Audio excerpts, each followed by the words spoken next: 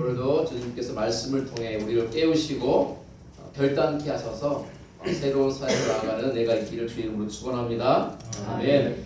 오늘은 창세기 강의 63번째 시간으로 승리하는 인생을 위한 교훈이라는 제목의 말씀 나눕니다. 우리 제목 같이 읽어보죠. 승리하는 인생을 위한 교훈. 자, 이 한자가 뭔 것 같습니까? 맹모 삼천지. 네, 맹모 삼천지교라는 한자입니다. 맹모, 맹자의 어머니가 삼천 3번 이사를 했다. 지교, 배움을 위해서, 이런 뜻이죠. 원래 맹자가 어릴 적에 맹자는 어디 살았냐면 공동묘지 근처에 살았어요. 아마 가난했기 때문에 그랬겠죠. 근데 공동묘지 근처에 사는데 어린 맹자가 나갔다 집에 들어오면 어떻게 행동했을까요?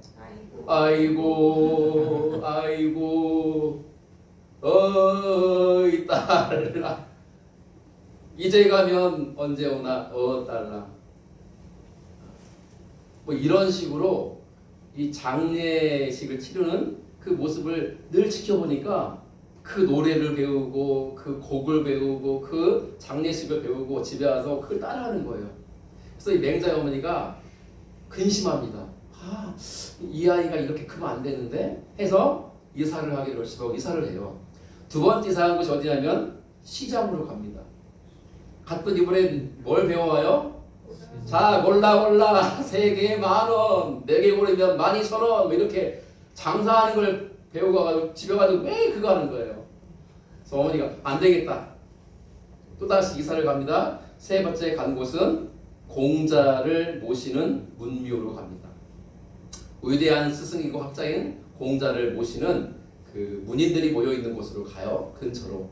거기 갔더니 그제서야 맹자가 예의를 배우고 도를 배우고 글을 깨우치며 훌륭한 사람이 되었다는 거죠. 사람은요, 어디에 사느냐가 굉장히 중요합니다. 어떠한 환경 속에서 살아가고 있는가 하는 것이 몹시 중요함을 이 맹모 삼천지교라고 하는 이야기가 우리에게 교훈을 합니다. 야곱은요, 형 에서와 극적인 만남을 가진 후에 형은 원래 살던 세일 땅으로 가고 야곱은 어떻게 합니까? 형에게 약속한 게 뭐죠? 형, 앞서가면 내가 칙솔들과 가축을 이끌고 천천히 세일 땅으로 갈게요 라고 약속을 했는데 웬일인지 야곱은 세일 땅으로 가지 않아요. 세일은 지도에 보면 남쪽에 있어요. 상당히 남쪽에. 그런데 야곱은 거꾸로 북쪽인 숫곳이라는 곳으로 이동합니다. 그리고 거기에다가 이 장막을 치고 우리가를 임시로 만들고 한동안 거주해요. 그러다가 어디로 이동하냐면 세겜 성으로 이주합니다. 왜냐하면 숫곳은 그냥 광야 같은 곳이에요. 불모지예요. 지내기는 하는데 물도 좀 부족하고 목초지, 풀도 부족하고 사람이 살기에 좋은 조건이 아닌 거죠. 그래서 간 곳이 세겜 성이에요. 자, 여러분, 성이라고 하면 뭐가 떠오릅니까?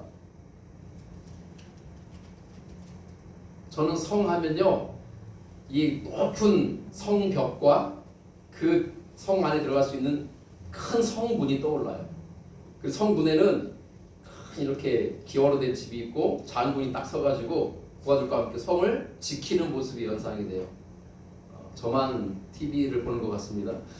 사극을 보면 그렇잖아요. 드라마에 성이 있으면요 반드시 성을 쌓아요. 이렇게 성벽으로 두르고, 그죠? 큰 바위돌로 탁 쌓아가지고 성을 보호합니다. 그리고 문을 크게 만들어서 아무도 쉽게 못 들어오게 만들어요. 그래서 아침에 해가 뜨면 문을 탁 열고 해가 지면 닫아서 잠가요. 외부에 적이 들어올 수 있으니까 당연한 거죠. 그리고 그 위에서는 장군들과 부하들이 파수꾼이 돼서 적을 동태를 살피면서 성 안에 사는 사람들을 보호하고 지키는 거예요. 세겜도 성읍이. 그러니 어떨 것 같으세요? 성벽이 있어요. 똑같이. 그리고 성을 드나드는 문이 있어요. 아무나 드나들지 못해요. 그리고 군인들이 지키고 그 성 안에 들어가면 사람들이 많을까요? 적을까요? 바글바글 많죠. 거기에 사는 거예요. 그 큰 성 안에 각자 집을 짓고 관공서가 있고 또 그 성의 성주, 군주, 왕이 사는 그 대궐 같은 것도 있고 모든 재판 법정도 있고 장사하는 시장도 있고 우리 도시사님 좋아하시는 목욕탕도 있고 다 있는 거예요, 시설들이.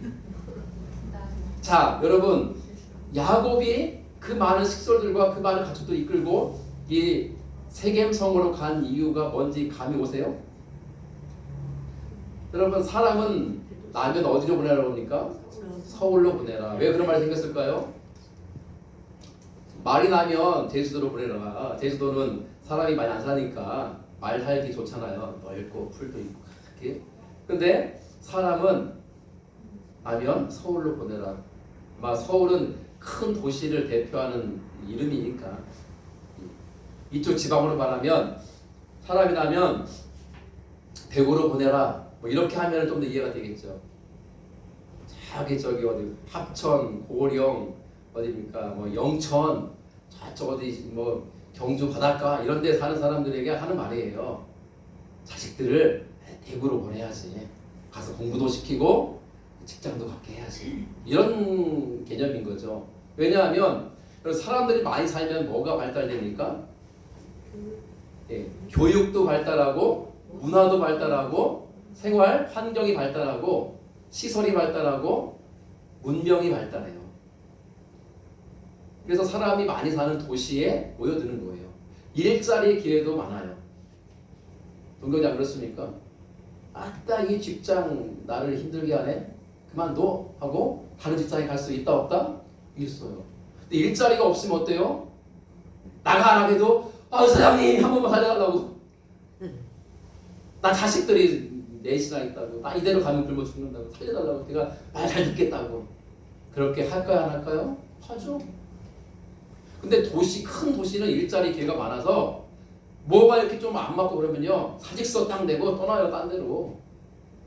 거기다 기술까지 있으면요 오라는 데가 많아요. 기술까지 있으면.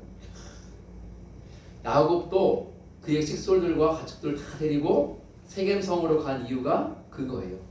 살기에 좋거든요. 그리고 가축이 많으니까 가축을 사고 팔 수 있는, 매매할 수 있는, 거래할 수 있는 시장도 있고 편의시설도 있고 먹을거리를 구입할 수 있는 장터가 있고 그리고 자식들이 많잖아요. 자식들이 출세할 기회도 있고. 자, 그래서 세겜성으로 간 겁니다. 자, 그런데 오늘 본문은 바로 그 세겜성에서 살아가는 야곱과 그의 가족들 가운데 일어난 사건이에요. 참으로 끔찍하고 비극적인 사건이죠. 성경을 같이 공독하면서 느꼈을 것 같아요. 내용을 살펴봅니다. 이렇게 시작돼요. 레아가 야곱에게 낳은 딸 디나가 그 땅의 딸들을 보러 나갔더니 여러분 야곱에게는 지금 아들이 몇 명입니까? 지금 현재 이 상황에서는 11명이에요. 요셉까지 나왔잖아요. 딱 11명이고 딸은 몇 명인지 모르는데 성경에 등장하는 이름은 딱 디나 한 명밖에 없어요. 그래서 어떤 학자는 딸이 하나뿐일 거다. 저희 누나는 출산을 4번 했는데 다 아들만 나왔어요.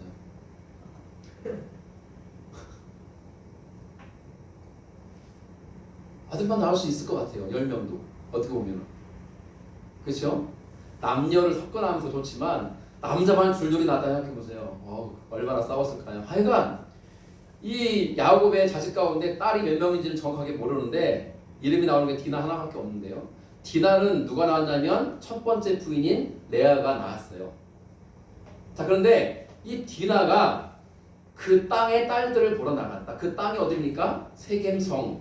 세겜성의 딸들을 표현하면서 여자들이죠. 세겜성 여인들이 어떻게 살아가나 보려고 나갔다는 건데 그냥 뭐 나갔다는 게 아니라 저도 책을 찾아보고 공부를 해보고 앞뒤 문맥을 보면 그 세겜성에 아마도 여인들을 위한 축제가 벌어진 것 같아요.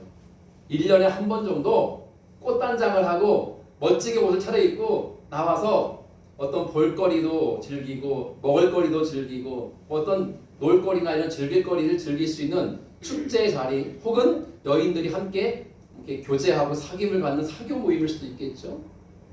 그런 모임에 디나가 간 거예요. 이때 디나 나이가 10대 후반, 20대 초반으로 봐요. 가장 예쁠 때, 꽃다운 나이죠. 우리 박 권사님 난랑 18세 때 어떠셨습니까? 제가 생각하면 우리 권사님 예뻤을 것 같아요. 우리 권 집사님의 미모에 반한 분이 이영식 집사님 아닙니까? 도 집사님도 잘 나갈 때 있었지 않습니까? 예뻤을 때. 내 인생에 가장 꽃다운 나이. 디나가 지금 그 나이에요.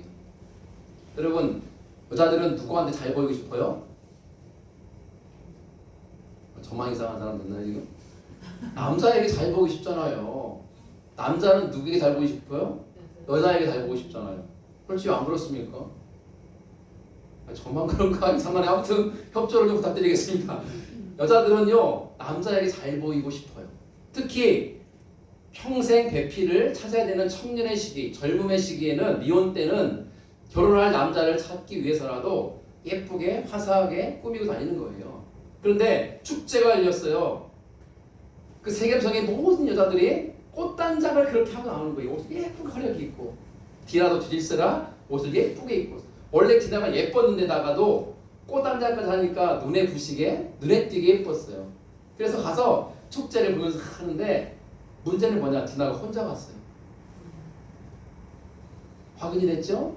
근데 거기 그 축제에 와 있는 사람이 누구냐면 세겜이라는 남자가 딱 예쁜 처자가 없나 지켜보는데 눈에 누가 띄었습니까? 디나가 눈에 띈 거예요. 그래서 슬픈 일이죠.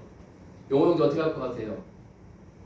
축제에 갔는데 내 마음을 사로잡은 여자가 있어요. 어떻게 할 것 같아요?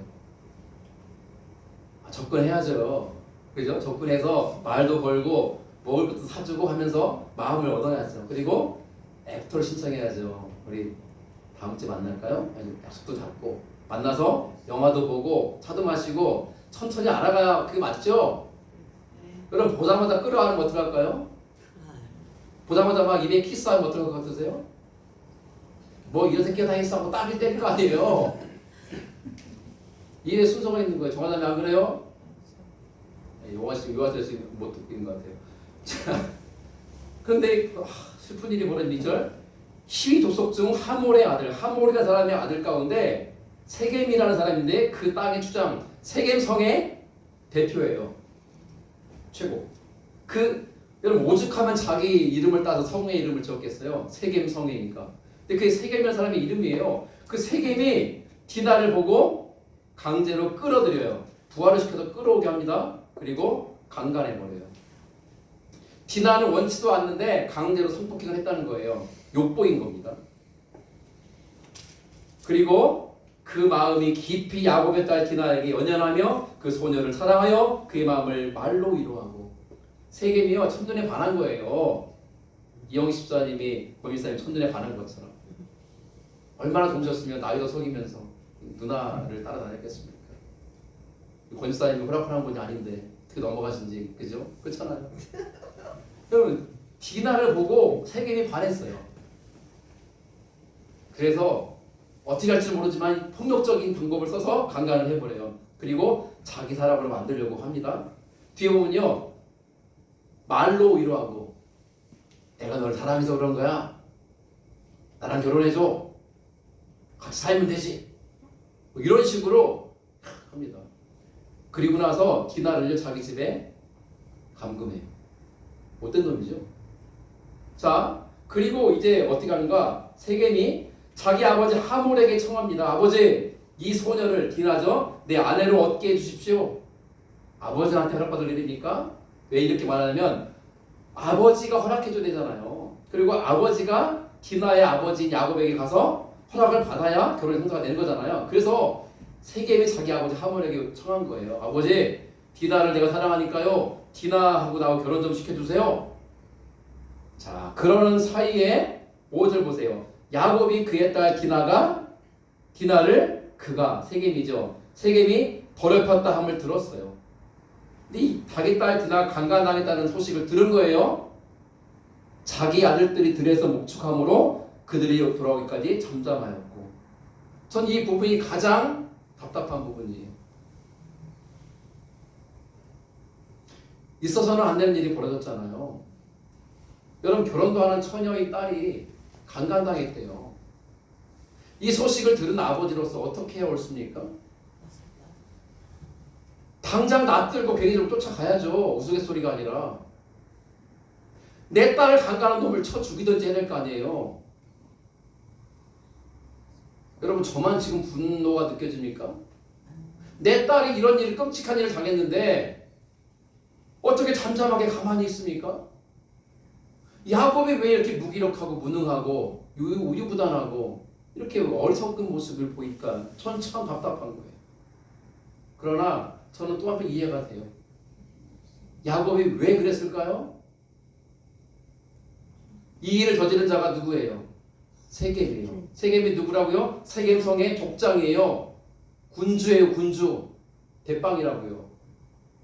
군사력을 가지고 최고의 권력자를 야곱 상대해서 이길 수 있을까요?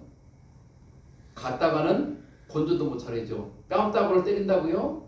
뺨따구 때리러 갔다가 오히려 두들겨 맞고 죽진 않으면 다행일걸요?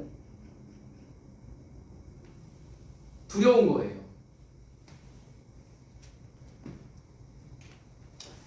그런 사이에 세겜이 자기 아버지와 함께 야곱을 찾아왔습니다. 왜 왔습니까? 당신의 딸 디나를 나의 아내로 주십시오 하고 결혼 승낙 받으러 온 거예요.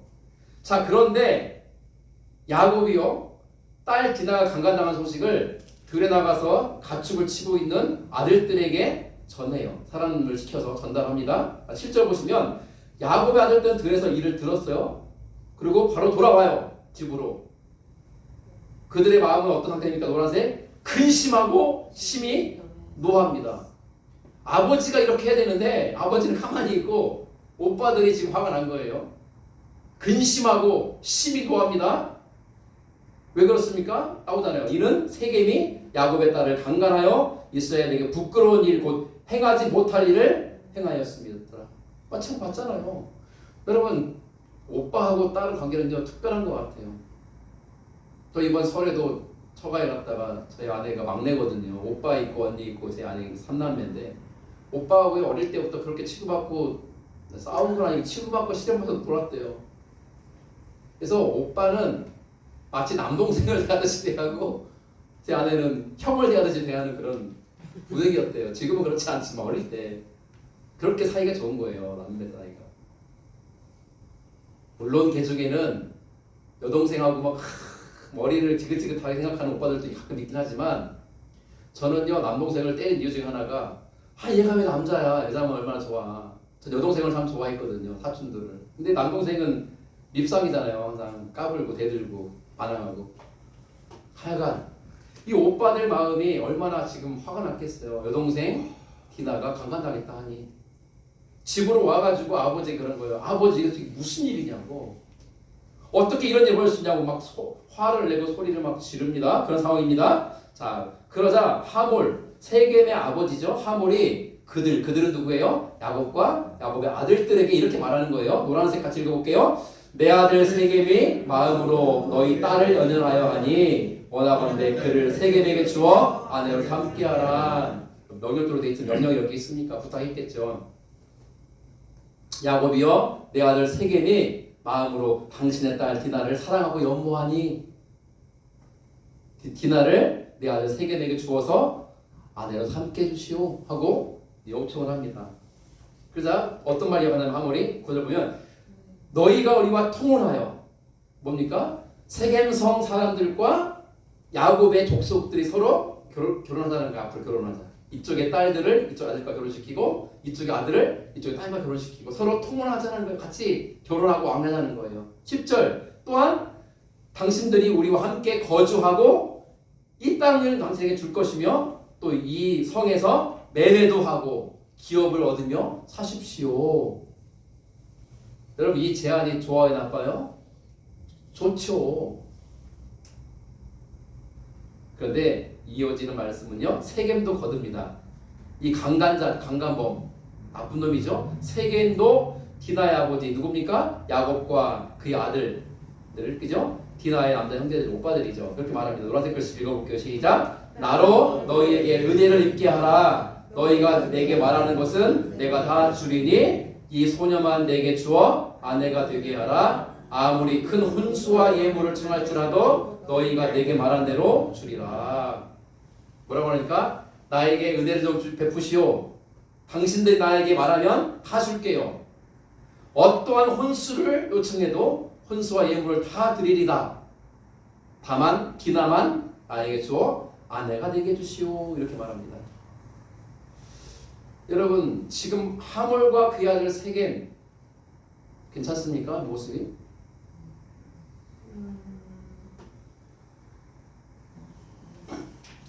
하은이가 어린이집에서 친구랑 싸우고 왔어요. 봤더니 하은이가 얼굴이 막 긁혀가지고 막 피가 나고 있어요.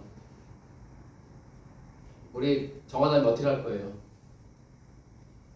하은이 다쳤구나, 약 발라줄게 하고 그 없는 일처럼 할 거예요?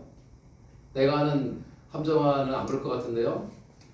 어린이 쫓아가지고 팔굽혀펴고 치고 언제 간다! 그렇게까지 하겠어요? 누가 내 딸 얼굴을 이렇게 해놨어? 그랬더니요, 갑자기 벤츠 마이바흐가 탁 오더니 문이 쫙 열리더니 아주 귀태난 옷을 입은 귀분이 내리면서 하는 말이 하은이 엄마입니까? 하는 거예요. 그런데 했더니 우리 딸이 하은이 얼굴을 이렇게 했다고 하는데 얼마면 돼요? 100만 원이면 돼요? 200 줄까? 이렇게 말한다면 정관장님 어떻게 하겠어요? 혹시 300은 안 될까요? 이렇게 말하겠습니까? 그리고 머리를 씌워드잖아요. 지금 이런 상황인데 더한 상황이잖아요. 그럼 지금 하몰이 자기 아들을 데리고 와서 디나의 아버지를 만나고 있는 중인데 뭐라고 말해 옳습니까? 사과부터 해야죠. 사과부터.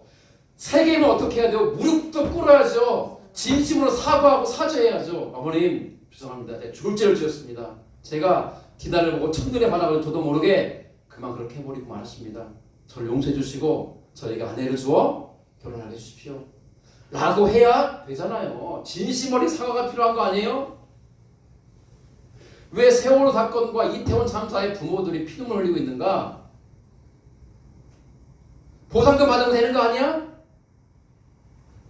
한 달 전에 있었던 무한 공항 사고의 유족들에게 그만 좀 징징대라고, 국가에서 돈 많이 줄 거라고. 이게 말이 되냐고요. 책임자가 정중히 사과하고 사죄하고 무릎 꿇어야 되는 거 아니에요?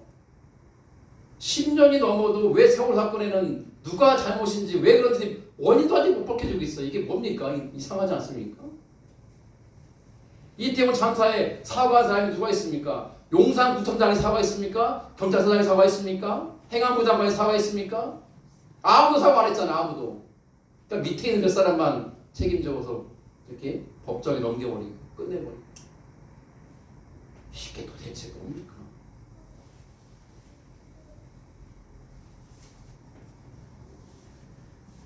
얼마면 되냐는 거야. 얼마면 돼. 달라는 대로 주겠다는 거예요. 왜? 세겜성의 군주니까. 돈도 많고 대단하잖아요. 권력도 있고. 그리고 저는 짐작해봐요. 하몰과 세겜이 올 때 둘이 왔을까요? 아니죠. 군사들을 쫙 이끌고 온 거예요. 의학적이죠. 탁 이렇게 압도되는 거죠. 분위기. 군사들이 탁 창 들고 가지고 서 있는 거예요. 자, 이제 여러분 야곱은 이제 사라집니다. 주의가 그래서 야곱이 이 장면에서 없어지는 게 아니라 거기에 있긴 해요. 근데 야곱 역할이 전혀 없어요. 보면은. 자, 이때 누가 이제 활약을 합니까? 야곱의 아들들이 활약합니다. 잘 보세요. 야곱의 아들들이 세겜과 그의 아버지 하몰에게 속여 대답하였으니 빨간색 보세요. 속입니다. 이렇게 말하면 노란색. 우리는 그리하지 못하겠노라. 무슨 말입니까? 우리 여동생 딸 디나를 당신에게 줄 수 없소 라고 말하는 거예요. 왜냐하면 할례 받지 아니한 사람에게 우리 누이를 줄 수 없노니 이는 우리의 수치가 됨이니라 하면서 할례 얘기를 꺼내요. 여러분에서 주야 할례가 뭡니까? 할례. 말하기가 좀 거시기 합니까? 남자들의 성기 생식기 끝을 자르는 거잖아요. 오늘날 우리가 포경수술이라고 하는데 그거 말씀드렸잖아요. 전에 이미 아브라함 때 지나온 건데 벌써 까먹으면 안 되는데 할례는요. 아이가 태어나면 8일째 되는 날 생식기 끝을 잘라내는 거예요. 왜 그걸 합니까? 우리 생에 좋으라고? 그런 게 아니에요. 하나님의 언약 백성으로서의 정체성을 심어주는 거예요. 우리는 여호와 하나님을 섬기는 하나님과 언약을 맺은 백성이야. 그 증표로 하는 행위가 뭡니까? 할례. 그러면 할례 받은 자는 어떻게 살아야 돼요? 이방인과 구별된 거룩한 삶을 살아야 돼요. 여러분, 세례받고 예수 믿는 사람들은요, 예수 안 믿는 사람과 구별된 삶을 살아야 돼요. 누누이 말씀드리지만 설 때도 마찬가지예요. 이 긴 연휴 때 먹고 마시고 즐기고 하는 흥청흥청하는 게 아니라 하나님을 예배하고 하나님을 섬기고 은혜를 감사하고 가족들과 둘러 앉아서 진짜 하나님의 감사를 나누고 또 기도의 제목을 나누고 서로의 삶을 세워주고 축복하는 그런 거 아닙니까? 어떻게 살고 있어? 물어봐주고 기도 제목 있으면 내가 기도해 줄게. 예수 안 믿는 가족들이 있으면 가능하면 전도도 하고 주님께로 인도하는 그런 기회가 설 아닙니까? 구별된 설을 보내는 거예요. 우리는 설도 마찬가지예요. 할례는 그런 예식이에요. 근데 지금 세겜에게 또한 하물에게 야곱을 때 요구하는 게 뭡니까? 당신들 할례 받지 않았잖아. 부정한 인간들이잖아. 그러니 우리 여동생을 줄 수 없어. 그 말이에요. 근데 15절 보세요. 그런즉 이같이 하면 너희에게 허락하리라. 뭡니까? 만일 너희들 남자가 다 할례를 받고 우리 같이 되면 우리 딸을 너희에게 주며 너희 딸을 우리가 데려오며 너희와 함께 거주하여 한 민족이 되려니와 너희가 만일 우리 말을 듣지 아니하고 할례를 받지 아니하면 우리는 곧 우리 딸을 데리고 가리라. 뭐를 지금 빌미로 디나를 주고 말고를 하겠다는 거예요? 할례. 당신네 사람들이 전부 다 할례 받으면 디나 줄게. 그리고 당신들 요구대로 서로 결혼하면서 통혼하고 살게. 우리가 한 민족이 되어줄게. 하물과 그의 아들이 듣고 어떻게 여깁니까? 좋게 여겼다 그랬어요. 19절 이 소년이 누굽니까? 세겜이죠. 세겜이 그 일 행하기를 지체하지 않았으니 그가 야곱의 딸을 사랑함이며 그는 그의 아버지 집에서 가장 존귀하였더라. 존귀했다는 겁니까? 가장 강력한 아들이죠. 권력자니까. 좋게 여긴 거예요. 오케이. 그래서 당장 하물과 그의 아들 세겜이 세겜 성문으로 갑니다. 성문은 어떤 곳이냐? 드나드는 곳이기도 하지만 중요한 결정을 하는 장소이기도 하고 전체 성 주민들이 모여 회의하는 곳이기도 하고 재판을 벌이는 곳이기도 해요. 모여서 성읍 회의가 열려요. 소집한 거예요. 누가 소집합니까? 세겜성의 군주인 세겜이 소집한 거죠. 그 성에 남자들이 다 모였습니다. 이렇게 말합니다. 21절 노란색. 이 사람들은 야곱과 그의 가족들이죠. 우리와 친목하고 이 넓은 이 땅은 넓어 그들을 용납할 만하니 그들이 여기서 거주하며 매매하게 하고 우리가 그들의 딸을 아내로 데려오고 우리 딸들도 그들에게 주자. 그러나 우리 중에 모든 남자가 그들이 할례를 받은 같이 할례를 받아야 그 사람들이 우리와 함께 거주하여 한 민족 되기를 허락할 것이라. 자, 23절 같이 읽죠. 그러면 그들의 가축과 재산과 그들의 모든 짐승이 우리의 소유가 되지 않겠느냐. 다만 그들의 말대로 하자. 그러면 그들이 우리와 함께 거주하리라. 여러분 이게 무슨 말이에요? 쉽게 말하면 할례 받읍시다. 할례 받으면 이제 우리는 야곱의 족속과 한 족속이 됩니다. 같이 결혼하며 지낼 것이고 매매할 것이고 같이 살게 될 거예요. 내심 뭘 원한 거예요? 23절에 그렇게 하면은 야곱이 가지고 있는 그 어마어마한 가축과 그 재산과 그 모든 짐승이 누구의 것이 되지 않겠느냐? 우리의 것이 되지 않겠느냐? 이게 본심이에요. 본심. 야, 무섭죠? 그래서 오케이 전부 다 어떻게 반응합니까? 좋소 찬성합니다. 그래서 성문으로 출입하는 모든 남자들이 그날 할례를 다 받습니다. 자, 이제부터 진짜 사건이 벌어집니다. 자, 할례를 행한 지 3일째 날, 포경 수술을 받은 지 3일째 날 얼마나 아픕니까? 아프면 아프고 성숙해지잖아요. 아파요. 할 수 있는 게 없어요. 누워 있어야 돼요. 그런데 그 즈음에 야곱의 11아들 중에 둘째와 셋째인 시므온과 레위가 칼을 차고 가서 그 성읍을 기습합니다. 그리고 남자들을 전부 다 죽여버려요. 하물도 죽이고 세겜까지 죽여버려요. 그러자 27절 다른 야곱의 아들들도 그 시체가 널려있는 성읍으로 가서 노략을 합니다. 노략은 뭡니까? 모든 재물과 예물과 금은 보화를 다 가지고 오고 가축과 짐승과 다 뺏어오고 29절 그들의 아내들을 사로잡고 자식들도 사로잡고 모든 물건을 다 노략하였다. 여러분 끔찍하지 않습니까? 사람을 하나 죽이는 것도 엄청나게 무소무시한 범죄인데 집단 학살, 도륙한 거예요. 그 성에 있는 모든 남자를 다 죽여버린 거예요.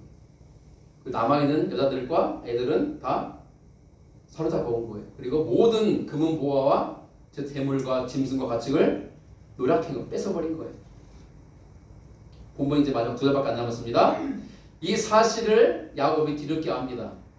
그리고 이 사건을 벌인 시므온과 레위를 책망하죠. 그 노란색 같이 읽어볼게요. 시작. 너희가 내게 화를 끼쳐 나로 하여금 이 땅의 주민 곧 가나안 족속과 브리스 족속과에게 악취를 내게 하였도다. 나는 수가 적은즉 그들이 모여 나를 치고 나를 죽이리니 그러면 나와 내 집이 멸망하리라.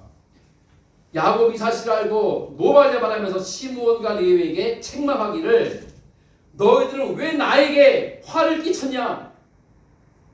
니네들이 한 짓으로 말미암아 가나안 땅에 있는 수많은 족속들에게 내가 악취를 내게 했다.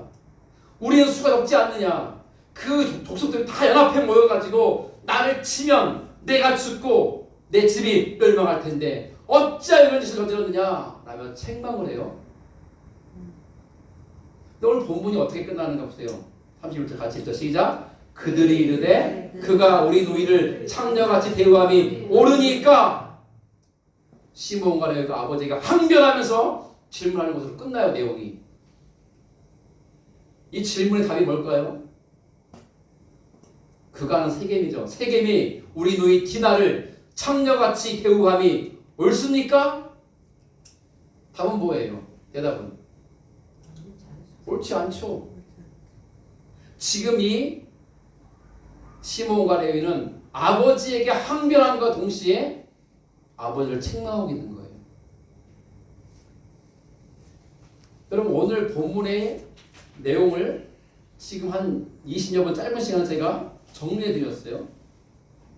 여러분 이 사건은요 매우 끔찍하고 잔인한 사건이에요.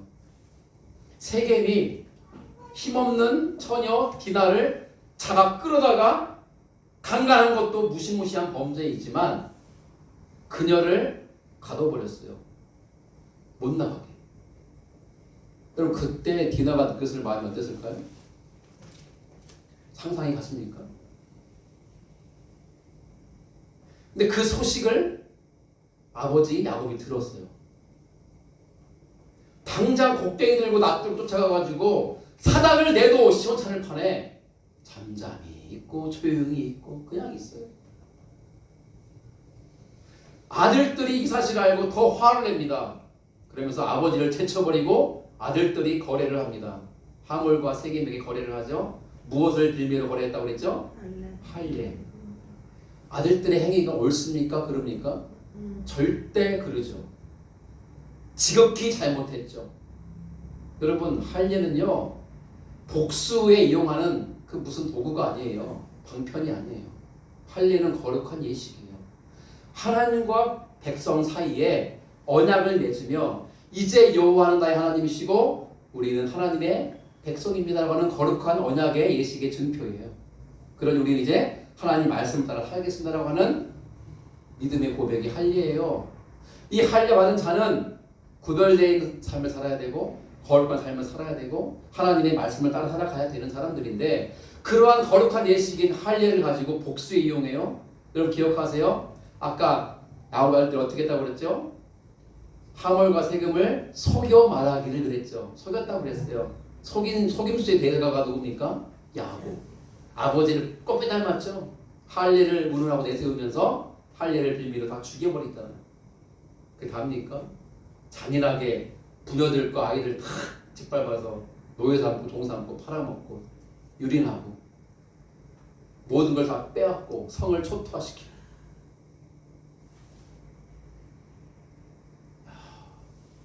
여러분 욕심이 잉태하면 죄를 낳고요.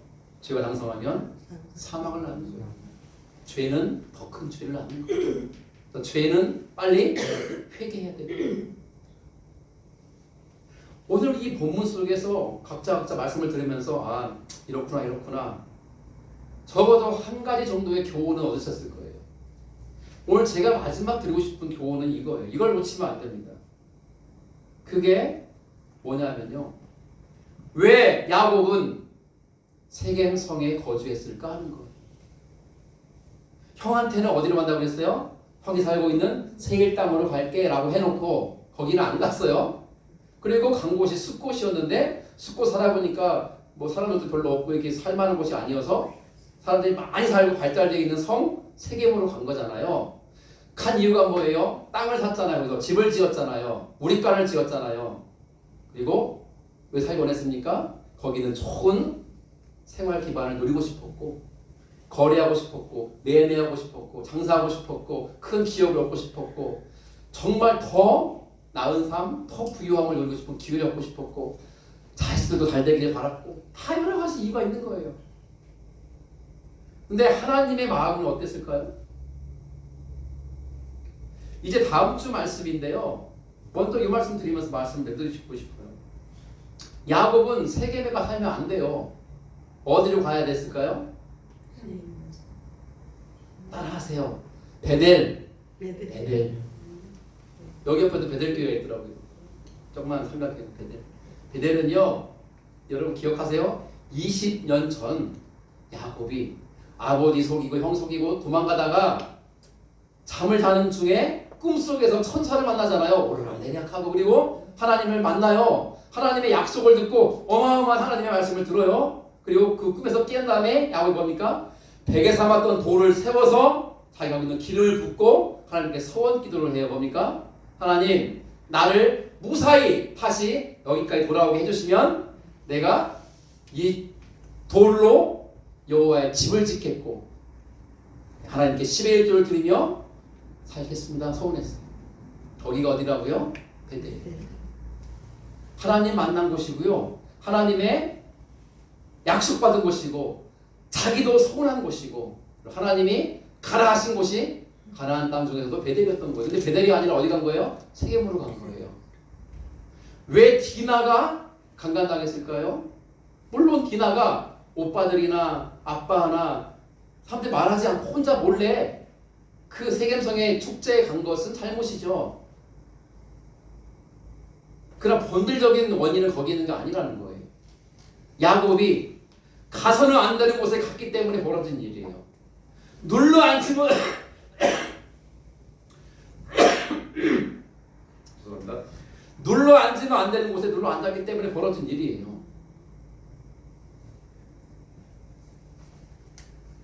우리는 어디에 살고 있습니까? 여러분 두서 묻는 거 아니에요. 서구 내당동 어디 두서 묻는 게 아니에요. 지금 내 삶의 자리가 어디인지를 묻는 거예요. 여러분 지금 어느 길로 가고 있습니까? 여러분들 지금 서 있는 곳은 어디입니까? 여러분들 지금 앉아 있는 그곳은 대체 어디입니까? 주님이 기뻐하시는 곳일까요? 주님이 칭찬하실 만한 길일까요? 시편의 말씀으로 오늘 말씀의 교훈을 이렇게 정리하고 싶습니다. 복 있는 사람은 악인들의 꾀를 따르지 아니하며 죄인들의 길에 서지 아니하며 오만한 자리에 앉지 아니한다 그랬어요. 여러분 복 있는 자는요 악인들의 꾀, 잔머리, 속임수를 따르지 않아야 돼요. 둘째, 복 있는 사람은 죄인들의 길에 같이 서서 가지 말아야 돼요. 복 있는 사람은 하나님을 거부하는 오만방자한 자들의 앉아있는 자리에 앉지 않아야 돼요. 그리고 뭐 해야 돼요? 2절 같이 읽죠. 시작! 오직 여호와의 율법을 즐거워하여 그의 율법을 주야로 묵상하는도다. 오직 할 일은 뭡니까? 여호와의 율법, 즉 하나님의 말씀을 즐거워하여 그 말씀을 주야로 묵상하는 자가 복 있는 자라고 그랬어요. 어떻게 하나님 복 주시는가? 3절 시작! 그는 시냇가에 심은 나무가 철을 따라 열매를 맺으며 그 잎사귀가 마르지 아니함 같으니 그가 하는 모든 일이 다 형통하리라. 아멘. 악한 자들의 꾀를 따르지 않고 잘 들으세요, 청년들 특히. 세상 사람들이 살아가는 삶의 방식을 따르지 않는 거예요. 죄인들의 길에 서지 않는 거예요. 오만한 자들의 자리에 앉지 않는 거예요. 대신 여호와 하나님의 말씀을 즐거워하여 그 말씀을 주야로 아침 저녁으로 읽고 묵상하며 살아가는 거예요. 그런 사람에게는 하나님 어떻게 복을 주시냐? 시냇가에 심은 나무가 철을 따라 열매를 맺으며 그 잎사귀가 마르지 아니하는 것 같으니 그러한 자가 행하는 모든 일이 다 형통할 것이다 말씀하셨어요. 4절 보십시오. 악인들은 그렇지 않다고 그랬어요. 악인들은 뭡니까? 악인들은 악한 꾀를 따라 살아요. 죄인의 길에 서서 살아요. 오만한 자의 자리에 앉아 살아가요. 그런 자들은 뭐와 같다? 오직 바람이 나는 겨와 같다. 5절. 그러므로 악인들은 심판을 견디지 못하며 죄인들이 의인들의 모임에 들지 못한다. 6절 같이 읽죠. 시작. 무릇 의인들의 길은 여호와께서 인정하시나 악인들의 길은 망하리로다. 아멘. 야곱이 가야 되는 것은 세겜성이 아니에요. 살기 좋다고, 화려하다고, 크다고, 사람이 많이 산다고, 교육과 문화와 예술과 모든 게 발달했다고, 일의 기회가 있다고, 땅값이 비싸니까 투자해서 더 많은 땅을 얻을 수 있다고, 더 많은 재물을 얻을 수 있다고 하는 그 세겜이 아니라 광야와 같은 곳이지만 하나님 만난 곳, 하나님 약속이 있는 곳, 하나님을 체험한 곳, 하나님께 소원했던 그곳, 하나님이 가라하셨던 베델, 하나님의 집이라는 뜻이잖아요. 하나님의 집으로 가야 되는 거예요. 그러하지 않았기에 벌어진 일이에요. 철저하게 실패하고 철저하게 패배한 야곱을 우리 만납니다. 이제 우리는 그런 야곱을 반면 교사로 삼아야 돼요. 아, 저렇게 살면 안 되는구나. 알아야 돼요. 바라기는요, 여러분들 어리석어서 몰라. 나도 야곱처럼 그냥 눈에 보이는 것부터 살아갈래. 육신의 정욕과 안목의 정욕과 이생의 자랑을 붙여 살아갈래 하면요, 뭐 알아서 하십시오. 그러나 야곱처럼 살아왔던 나이지만 이제 삶의 방향을 돌이켜서 하나님의 집을 향해서, 하나님을 향해서 하나님의 말씀을 붙잡고 살아가는 인생 되어진다면 그 인생은 형통할 것이고, 시냇가에 심겨진 나무가 시절을 쫓아 계절을 따라 과실을 많이 맺은 것 같이, 그 잎사귀가 푸르게 싱그러운 것과 같이 아름다운 인생으로 이끄신다는 약속의 말씀을 붙잡고 그 삶을 경험했으면 저는 참 좋겠어요. 마지막 이 말씀드리 마칩니다. 뭡니까? 이제 생명의 삶을 신청한 청년들 3명 축복합니다. 여러분 기도로 준비하세요. 다 다음 주 시작하는데. 그리고 저는 이렇게 기도합니다. 우리 청년들 3사람이 생명의 삶 배우기 이전과 이후의 인생이 달라지게 하시옵소서. 저는 말씀 중보부대 삶을 신청하신 도집사님, 그 이전과 이후가 달라지는 귀한 인생 되기를 저는 축복하며 기도합니다. 기도로 준비하세요. 사랑하는 성도 여러분, 바쁘다고 분주하다고 핑계지 마시고 아침에 말씀을 붙잡으십시오. 그 말씀을 따라 살아가려고 애를 쓰십시오.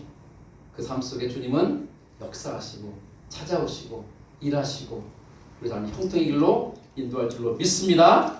아멘.